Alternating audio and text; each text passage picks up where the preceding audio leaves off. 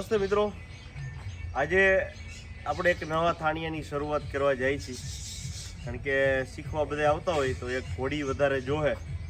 યશસ્વીને હજી વાર એટલે 6 મહિના સંક્રાંતની આસપાસ આપણે એને ચડાવ કરીશું. એટલે એટલો તો ટાઈમ ન રહે, 6 મહિના જેવું થાય. એટલે નવા થાણિયાનો ખાડો આપણે ઓલા મંત્રી કોઈ છે નહીં, આપણે આઈથે જ મંત્રી અને આઈથે મજૂર થઈ એટલે આપણે થોડીક થાણિયાની શરૂઆત કરી દેવી. સરસ દેશી રીતે આપણે આખું બનાવવું. થોડોક કેમેરો નજીક લઈ લ્યો એટલે વધારે પૂજે ને સંભળાય. દેશી રીતે આખું સ્ટેબલ આપણે બનાવવાના છીએ. વડિયું વાહડા અને તાલપત્રી અને વાંસની થોડીક સીટ આવે, એ બધી સીટું લગાવી અને આખું આ થાણિયું બનાવશું. 13 બાય 13 આની સાઇઝ રહેશે. આમ થોડોક ક્રોસ છે એટલે કદાચ જો પછી આઈથી આમ ક્રોસમાં એક બચ્ચા માટે બનાવવું હોય તો એ થઈ જાય. ઓલી બાજુ આપણે જગ્યા છે નહીં, નાનાથી વધારે ઘોડા રાખવાની કેપેસિટી આપણી છે ને, એટલે 3, 4 નું 5 નું કરીએ ગઈ બપોર પડી જાય. કારણ કે માણસ રાખેલા નથી, આગળ જતા કોઈ એવો વિચાર આવશે તો રાખશું. તો અત્યારે આપણે આની શરૂઆત કરી છે અને આ ઝાડવું આમને રાખવું છે. અહીંયા ગમાણનો વિચાર એટલે 8 ફૂટ અહીંયા જગ્યા રહીએ, 4 ફૂટનો દરવાજો આવે અને એવું થોડુંક આ હોરી નાખશું. મજબૂત તો છે જ, એટલે પાછું ફૂટી જાય. શિયાળામાં કોરે સારું, દેશી ચેરીનું ઝાડ એટલે માથે છાંયો થઈ જાય. તો તાલપત્રીની ઉપર ઝાડવું આવી જાય તો બે ફાયદો થાય અને ઉનાળામાં હવા ઉજાસ રહે. અહીંથી આ ઘોડાઓને થોડીક શાંતિ રહે અહીંથી. તો આ 2-4 વસ્તુ એક હારે થાય તો મજા આવે. આવા ગણિતથી બનાવી છે. ઓલા થાંભલાથી આ થાંભલા સુધીની લંબાઈ 13 ફૂટ છે. અહીંથી આ લંબાઈ આપણે 12 રાખી છે એટલે 4 નું 12 અને ગૌમુખી જેવું થઈ જાય. ટૂંકમાં પાછળના વિસ્તારમાં ઘોડી આરામથી ખુલ્લી આટા મારી શકે. એટલે આ મશીન હટાવી દેવું. પહેલાં ખાડા કરી લઈ, પીઢિયા મંગાવી લઈ, થાંભલા લઈ લઈ અને પછી ધીરે ધીરે કરીને ઓલું આગળ કંઈક જોવું. તો મિત્રો, ખાડા જે કર્યા હતા અમે એ બધું તમને બતાવતા ભૂલી ગયા છીએ હવે. અને સીધા થાંભલા ખોડાઈ ગયા. જો હવે આ દેશીનો પેલો લુક આપણો આખો તૈયાર થાય છે. આ ઝાડવું હજી થોડું ખોરી નાખશું એટલે ઉપરની બાજુ જાય, આખું એ છાપરા ઉપર છાંયો કરશે અને એ રીતે આખું થઈ જાય. આગળ 10 ફૂટ, પાછળ 9 ફૂટ અને હવે સીધી વડિયું જેની ઉપર આપણે નાખી દેવાની આવશે. ઊભી વડિયું સીધી આ ખાંચમાં લાગી જાય બે બાજુ. આડી વડિયુંનો બે સાઈડ વારાથી ટેકો આવી જાય એટલે એ થાય નહીં. એક 2 સપોર્ટ વચ્ચે વળીને આવશે, 2 સપોર્ટ આડા આવશે એટલે એ આખું ચોરસ ચેક્સ થઈ જાય. અને એની પાછળ અને એની વચ્ચેની જે જગ્યા વધે એની અંદર જો આ વાહડાના જે પટ્ટીઓ રહી એ આવી જાય. ખૂણે અહીંયા ગમાણનો આ ભાગ રાખેલો છે એટલે ઝાડવું અને એ બે અહીંયા આવી જાય. હવે તમને ખબર પડે. અને પાછળની બાજુ આપણે પાણીની વ્યવસ્થા રાખશું એટલે એ ત્યાં વ્યવસ્થિત થઈ જાય. ઝાડવું અંદર એમને રહેવા દેવું એઝ ઇટ ઇઝ. એ આડું જ છે ને આડું મોટું થાય કંઈ વાંધો નથી. એટલે ઘોડાને અંદર સરસ જગ્યા મળે અને આરામથી થઈ પણ જાય. તો બસ આ રીતે થોડીક શરૂઆત કરી છે અને વચ્ચે વચ્ચે આપણે આ થાંભલા ખોડવાના છે બેની વચ્ચે એટલે ત્યાં વડિયુંનો ટેકો રહી જાય. અહીંયા એક દરવાજો આવશે શરૂઆતમાં. આ રીતનું આખું આયોજન છે.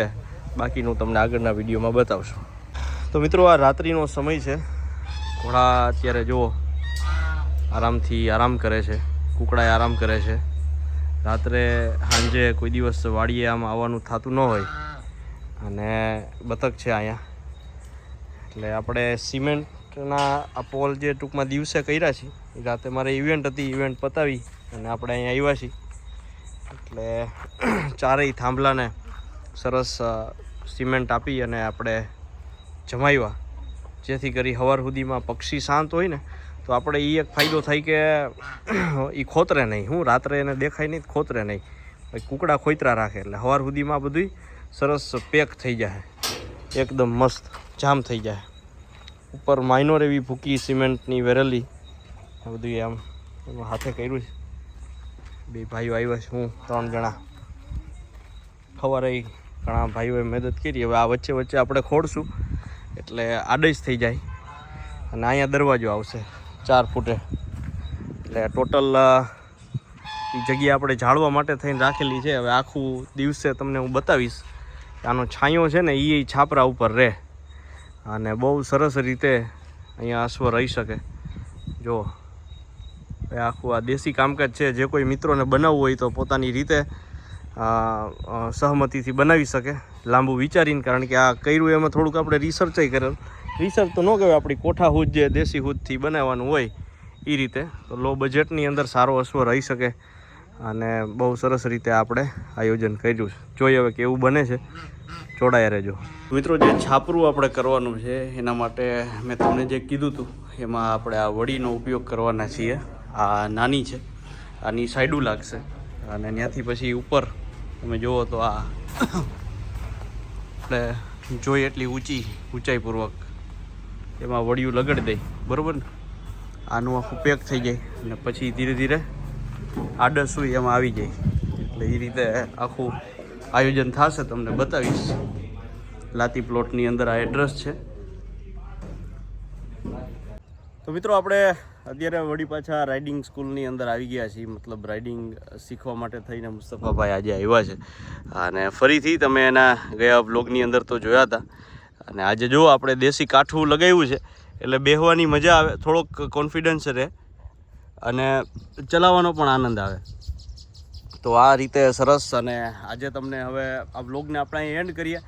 જે નવા થાણિયાનો સામાન છે એ હું તમને બતાવું, કેટલી વસ્તુ છે, કેટલો ખર્ચો થાય એ આવતા વિડીયોની અંદર જણાવશું. પણ આ વિડીયોની અંદર તમે ખાલી માત્ર આટલું બેઝિક જોઈ લો અને બાકી સરસ રીતે ઘોડો ચાલે છે, રાઇડિંગ થઈ રહ્યું છે અને બાકી પછી નેક્સ્ટ થોડુંક આગળ સામાન જોઈ અને પછી પૂરું કરીએ. સરસ રીતે ચાંદની સવારી. તો મિત્રો ચાંદ બાબાની સવારી થઈ અને ત્યાર પછી નવડાવવાની ઘટના થઈ. યશસ્વીને દોડાવી. ઇન્સ્ટાગ્રામ, સોશિયલ મીડિયા, બીજા ઘણા પેજ છે એની ઉપર તમે જોઈ શકો છો. યશસ્વીને દોડાવી, રાજલને થોડીક દોડાવી, આરોટો મરાવ્યો, યશસ્વીને નવડાવી, રાજલને પહેલાં નવડાવી હતી. હવે ધ્રુવિકભાઈ છે, ઘોડાને નવડાવી દે. તો આ રહ્યો આપણો સામાન, આ રહ્યું થાણિયું. અહીંયા બનશે થાણિયું. ઉપર આકાશ, નીચે થાણિયું, વચ્ચે વાહડા, વચ્ચે તાલપત્રી. તો આ રીતે આખું આપણે સરસ સુવિધા વ્યવસ્થા કરવાના છીએ. આ બધો એનો સામાન છે અને આ જગ્યા છે એટલે બધી રિપેર કરતાં જઈશું અને સરસ રીતે વ્યવસ્થિત કરી દેશું. તો થાણિયાનો બ્લોગ પણ નેક્સ્ટ વિડીયોની અંદર તમને જોવા મળશે. શું લાગે છે કોમેન્ટ કરજો. થેન્ક યુ, ધન્યવાદ. ભારત માતા કી જય.